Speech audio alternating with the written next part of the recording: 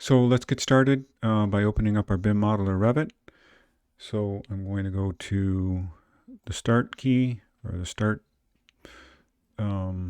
window, and if we have Autodesk Revit installed properly, it will have made an Autodesk folder, and we can scroll down. And I have all kinds of versions of Revit running, but we're going to work in Revit 2022. That's my hope that you have that version downloaded.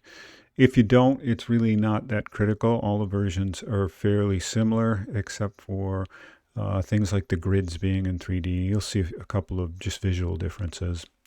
So this will take a few minutes to open up.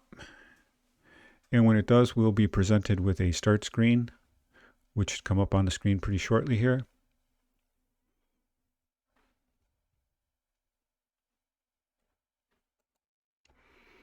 And we're going to start with a new model. But typically what happens here is recent files show up. The last thing you've been working on will show here.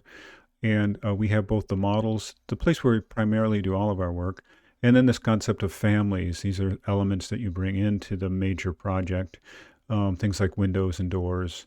And we'll go through that process many times.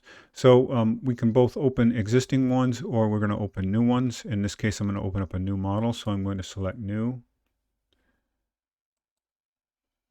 And we always want to open up a new project, not a project template.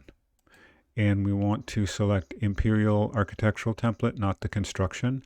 That'll give us a lot of things that'll show up on the screen that'll be important for the work we do. And Imperial means that they're in not metric units, but in feet and inches. Imperial being a British term. So I've clicked into that now, and we're at our start screen. And your start screen will probably look different, and I will show you how it looks. It probably has the project browser docked over here on the bottom, and it's just a little sensitive area that I want to get to. There we go. That's typically how your window might look.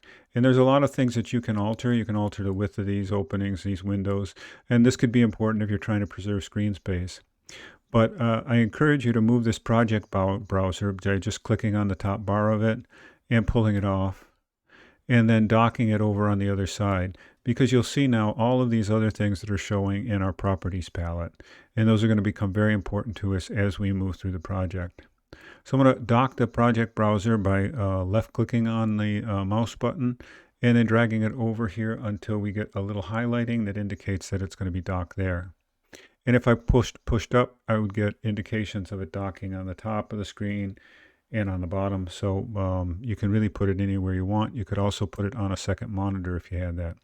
So there we are. We're set up with our screen the way we want.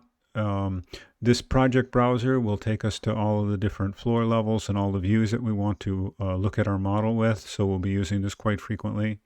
And then once again, this properties palette will describe any object that we have highlighted in our drawing and give us all kinds of information on it.